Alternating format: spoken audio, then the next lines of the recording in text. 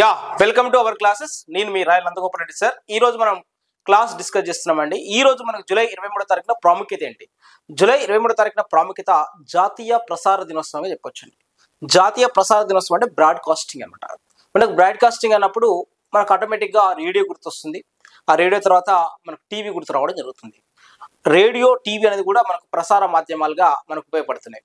అసలు రేడియో సంబంధించి మనకు ఇండియాకు ఇండిపెండెన్స్ రాకముందుకే 1923లో ఫస్ట్ టైం రేడియో అనేది స్టార్ట్ అయిందండి. ఈ ఫస్ట్ టైం 1923లో స్టార్ట్ అయిన తర్వాత అది కూడా 1923లో ఎక్కడ స్టార్ట్ అయిందండి? బాంబేలో మొట్టమొదటిసారిగా స్టార్ట్ అయింది.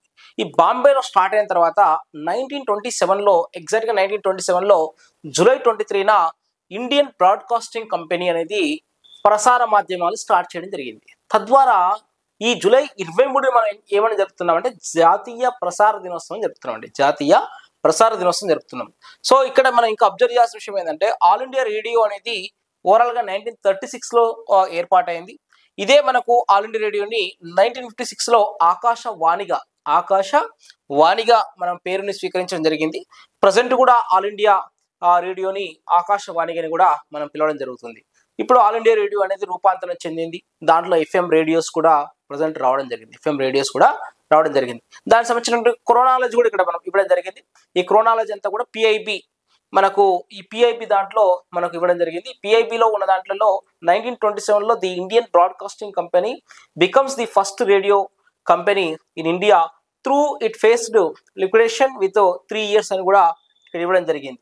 అంతేకాకుండా 1930కి ఈ 3 years తర్వాత చూడండి the commencement of the Indian state broadcasting services అని కూడా ఇక్కడ ఇచ్చారు. తర్వాత 1936లో Indian state broadcasting service became all India radio అనమాట. ఇక్కడ మనం ఏదైతే చెప్పామో ఇక్కడ ఆల్రెడీ ఇది ఇంగ్లీష్లో ఉంది. కాకపోతే మీకు ఒక క్రోనాలజీ అర్థం కావడం కోసమని ఇక్కడ మనం ఇవ్వడం జరిగింది అనమాట. ఓకే, సో ఇక్కడ 1977కి ఎగ్జాక్ట్గా ఎన్ని ఇయర్స్ అవుతుందంటే 50 years అవుతుంది అనమాట. Broadcasting begins in Chennai on July 23rd, exactly 50 years after the first radio broadcast in India. So అంటే ఎగ్జాక్ట్గా 50 years అంటే 1977 minus 50 is equal 1927. So 1927 July 23 start అయ్యింది. ఇది మనకు ఈజీగా మీకు జూలై 23 అనేసరికి ఈజీగా మెమరైజ్ కావాలి. ఆ రోజున ప్రసార మాధ్యమం జాతీయ ప్రసార దినోత్సవం అనేది మీకు ఐడియా రావాలి. దీని తర్వాత నెక్స్ట్ భారత ఆర్థిక సర్వే అండి. భారత ఆర్థిక సర్వేకి సంబంధించి నిన్న నిర్మలా సీతారామన్ గారు జాతీయ ఆర్థిక సర్వే ఏదైతే ఉందో దాన్ని లోక్సభలో ప్రవేశపెట్టారు. ఆర్థిక సర్వే అంటే ఏదో కాదు, జనరల్గా గడిచిన ఆర్థిక సంవత్సరంలో మనం సాధించినటువంటి ప్రగతి, సాధించిన ప్రగతి యొక్క రిపోర్ట్ అనమాట. మనకు లాస్ట్ ఇయర్లో మనం ఏం చేసాం అనే దానికి సంబంధించిన రిపోర్టే ఆర్థిక సర్వే అంటాం. పిల్లవాడు కాస్త ఎగ్జామ్ రాసిన తర్వాత లాస్ట్ యాన్యువల్ రిపోర్ట్ ఎట్లయితే ఉంటుందో ఇది కూడా ఆర్థిక సర్వే అంటే కూడా మన ఫైనాన్షియల్ రిపోర్టు సంబంధించింది అనమాట. దీంట్లో పూర్తి స్థాయిలో మొత్తం డేటా కాకుండా మన పేపర్లో వచ్చినటువంటి ఇంపార్టెంట్ అంశాలు ఏవైతే ఉన్నాయో వాటిని మాత్రం ఇక్కడ ఇవ్వడం జరిగింది. సో ఇక్కడ ఆర్థిక సంవత్సరంలో వాళ్ళు చెప్పారు ఇక్కడ ఒక కంపారిజన్ మెథడ్ ఉంటుంది. ఎప్పుడైనా ఎకానమీని ఎప్పుడైనా సరే కంపారిజన్ మెథడ్లో చదవాలి. ఇక్కడ 2020-21లో మనకి ఎంత ఉంది? జీడిపి గ్రోత్ రేట్ ఎంత ఉందంటే మైనస్లో ఉంది. -5.8% ఉందండి. 2021-22కి వచ్చేసి వి షేప్ గ్రోత్ రేట్ కనబడుతుంది. వి షేప్ కాబట్టి -5.8 నుంచి 9.7 వరకు పెరిగిందండి. ఇంతవరకు మన ఇండియా 1947 నుంచి మొదలు పెట్టుకుంటే ఇప్పటి వరకు ఎప్పుడు కూడా అంత ర్యాపిడ్ గ్రోత్ అనేది ఎప్పుడు కూడా లేదు. అంత వి షేప్ రావడం జరిగింది. ఎందుకంటే -5.8 నుంచి 0 వచ్చి మళ్ళీ 0 నుంచి 9.7 అంటే దాదాపుగా ఒక 14-15% పెరిగింది అనమాట. 14% పెరిగింది. తర్వాత 2022-23లో 7% వచ్చింది. చూడండి ఇక్కడ జస్ట్ 9.7 నుంచి ఇంకా 2% ఇంకా తగ్గింది అనమాట. 2.7 తగ్గింది. అలాగే 2023-24లో 8.2 వచ్చింది, 1.2% పెరిగింది. 2024-25లో 6.25 నుంచి 7.0కి మనకు ప్రజెంట్ 2024-25కి మనం ఎంత అంటున్నాం అంటే 6.5 నుంచి 7.0 అంచనా వేస్తున్నాం, అసెస్మెంట్ వేస్తున్నాం. ఇది కూడా మనకు నెక్స్ట్ ఇయర్ అయిపోయిన తర్వాత మనకు తెలుస్తుంది. తర్వాత ఇందులో కొన్ని కీలకమైన అంశాలు ఇచ్చారండి. ఏమని ఇచ్చారంటే 2023లో పర్యాటకులు అంటే విదేశీ పర్యాటకులు మన ఇండియాకి రావడం జరిగింది.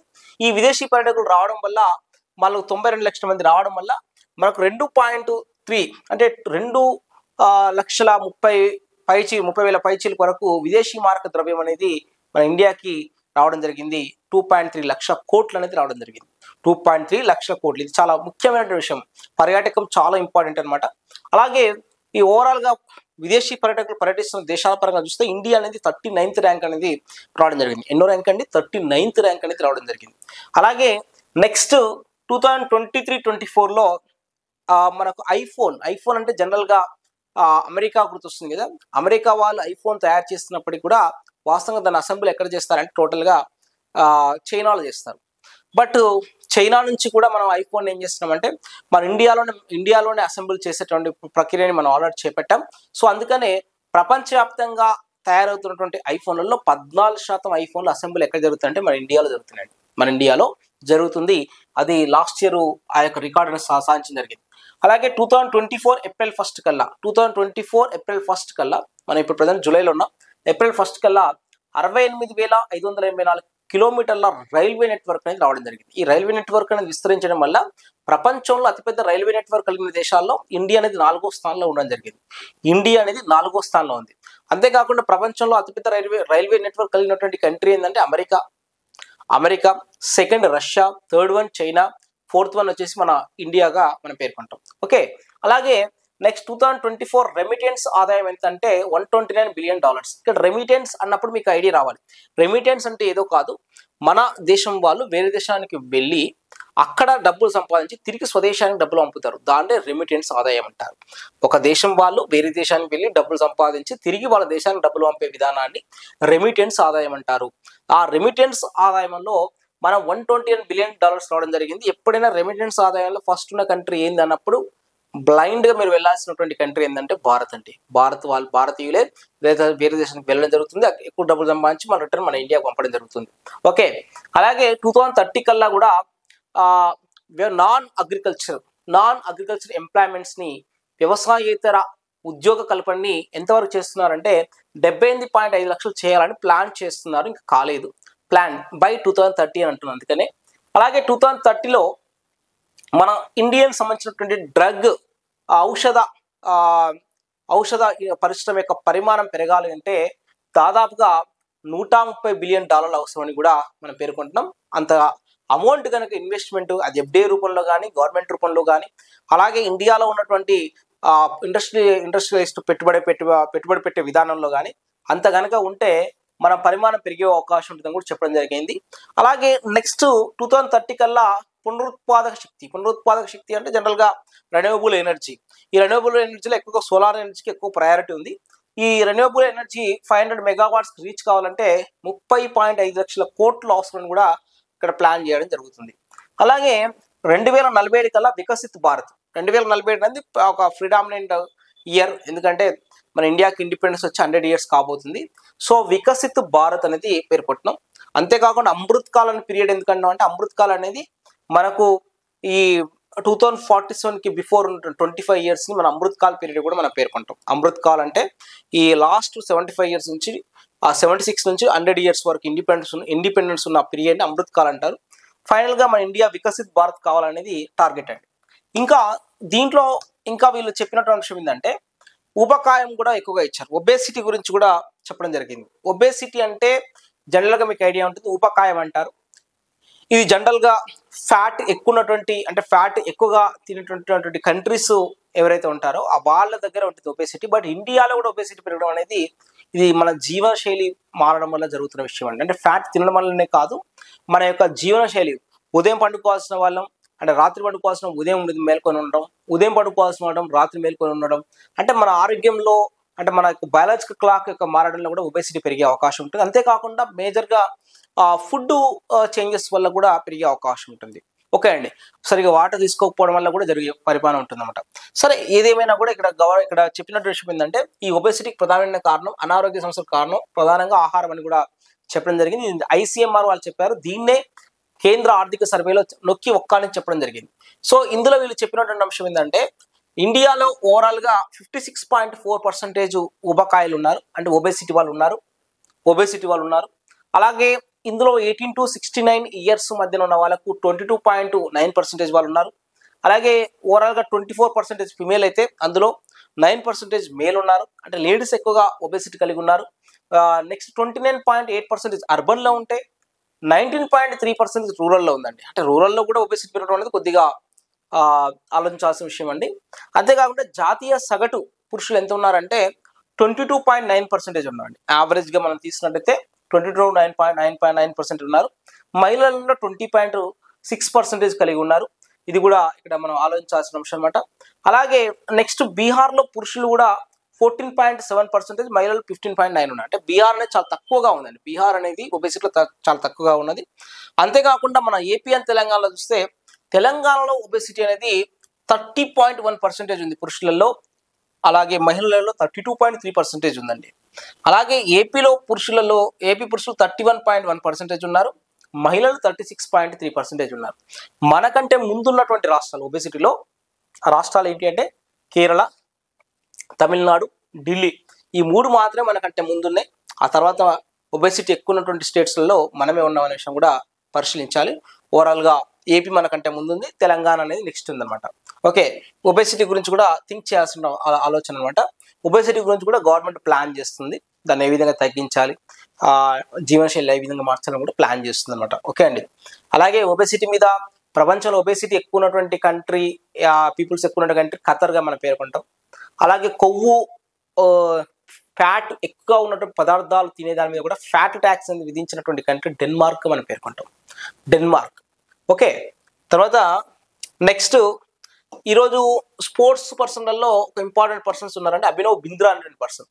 ఈ అభినవ్ బింద్రా అనే పర్సన్ 2008లో చైనాలోని బీజింగ్లో జరిగినటువంటి ఒలింపిక్స్లో ఆయన షూటింగ్లో గోల్డ్ మెడల్ సాధించడం జరిగింది. సో ఇండియా తరపున ఆ గోల్డ్ మెడల్ ఒలింపిక్స్లో సాధించిన ఓన్లీ వన్ పర్సన్ అంటే షూటర్ ఎవరు అంటే ఆయన పేరు అభినవ్ బింద్రా అండి. అతని రికార్డు షూటింగ్లో ఎవరు కూడా బ్రేక్ చేయలేదు. బట్ జావలిన్ త్రోలో వచ్చినటువంటి నీరజ్ చోప్రా అనేటువంటి ఆ వ్యక్తి ఎవరైతే ఉన్నారో ఆయన అథ్లెటిక్స్లో రావడం జరిగింది. సో అతను సాధించింది సెకండ్ గోల్డ్ మెడల్ ఓవరాల్గా. బట్ షూటింగ్ అన్నప్పుడు అభినవ్ బింద్రా ఇస్ టాప్. అలాగే జావలిన్ త్రో అన్నప్పుడు Neeraj Chopra the athletics. So ఇక్కడ మనకు ఓవరాల్గా ఇండియాకి భారత్కు వచ్చినటువంటి గోల్డ్ మెడల్స్ ఏంటంటే 2 మాత్రమే, అది ఒలింపిక్స్లో. అయితే అది టీమ్ ఈవెంట్ కాదు, ఇండివిజువల్ ఈవెంట్ మనం చెప్పేది. ఒక టీమ్ ఈవెంట్ అన్నప్పుడు హాకీలో 8 గోల్డ్ మెడల్స్ వచ్చినాయి, అది వేరే విషయం. ఓకే, ఇందులో ఈ అభినవ్ బింద్రా గారికి రీసెంట్గా మన ప్యారిస్లో ఆగస్టు 10న ప్యారిస్లో జరగబోతున్న మీటింగ్లో ఇతనికి ఒలింపిక్ ఆర్డర్ అనేది ఇవ్వబోతున్నారు. ఒలింపిక్ ఆర్డర్ అనేది ప్రముఖ ప్లేయర్స్కి ఇచ్చేటువంటి ఒక అత్యున్నతమైనటువంటి ఒక పురస్కారంగా పేర్కొనవచ్చు ఒలింపిక్ ఆర్డర్ అనేది. ఓకే, నెక్స్ట్ ప్రముఖ హాకీ క్రీడాకారుడు, ఆయన గోల్ కీపర్ అండి. మన ఇండియాలో గోల్ కీపర్గా పనిచేస్తున్నటువంటి వ్యక్తి ఆయన పిఆర్ శ్రీజేష్ అటువంటి పర్సన్, కేరళకు సంబంధించినటువంటి పర్సన్ ఇతను. ఈ హాకీ గోల్ కీపర్ ఇతను రీసెంట్గా ఈయన రిటైర్మెంట్ ప్రకటించాడు. యాక్చువల్లీ ఈయన 18 years పాటు మన ఇండియన్ హాకీకి సర్వీసెస్ అందించాడు. చాలా గొప్ప గోల్ కీపర్ అని పేర్కొనవచ్చు. ఇతనికి 2021లో మన ఖేల్ రత్న అవార్డు కూడా ఇచ్చారు. అలాగే 2022లో world athlete of the year award కూడా ఇతను పొందడం జరిగింది. జనరల్గా గోల్ కీపర్కి ఒక పేరు రాదు. ఎందుకు రాదంటే వీళ్ళు గోల్ చేయరు, జస్ట్ గోల్స్ అడ్డుకుంటారు కాబట్టి పేరు రాదు ఎక్కువగా. కాకపోతే ఇతను 18 years వరకు 18 years సర్వ్ చేసింది మన ఇండియన్ హాకీకి. ఇది గ్రేట్ అచీవ్మెంట్గా మనం పేర్కొంటామండి. అలాగే చార్లీ కాసెల్. ఈ చార్లీ కాసెల్ అనే పేరు ఇంకా మున్ముందు చాలా వినే అవకాశం ఉంటుంది. ఎందుకంటే చార్లీ కాసెల్ అనేటువంటి వ్యక్తి ఇతను స్కాట్లాండ్కి సంబంధించినటువంటి పర్సన్ అనమాట. ఇతను ఈ బౌలర్ అనేటువంటి వ్యక్తి 7 వికెట్లు తీయడం జరిగిందండి. 7 వికెట్లు. డెబ్యూ మ్యాచ్లోనే 7 వికెట్లు తీశాడు. ఈ 7 వికెట్లు ఒమన్ మీద జరిగిన మ్యాచ్లో తీశాడు, వన్డేలో. సో ఇతను తీయడం వల్ల 2015లో కగిసోర్ రబాడా అటువంటి సౌత్ ఆఫ్రికా ప్లేయర్ ఎవరైతే ఉన్నారో అతను ఈ బంగ్లాదేశ్ మీద తీసిన రికార్డ్ని ఇతను అధిగమించాడు. ఎందుకంటే కగిసోర్ రబాడాకి అది అరగ్రేంట్ మ్యాచ్, అది కూడా డెబ్యూ మ్యాచ్ 2015లో. అతను డెబ్యూ మ్యాచ్లోనే సౌత్ ఆఫ్రికా తరపు నుంచి ఆడుతూ బంగ్లాదేశ్ మీద 6 వికెట్లు తీశాడు. అతని రికార్డ్ని చార్లీ కాసెల్ అటువంటి వ్యక్తి, స్కాట్లాండ్ సంబంధించినటువంటి ప్లేయర్, ఇతను బ్రేక్ చేయడం అనేది ది గ్రేట్ థింగ్ గా మనం పేర్కొనొచ్చు.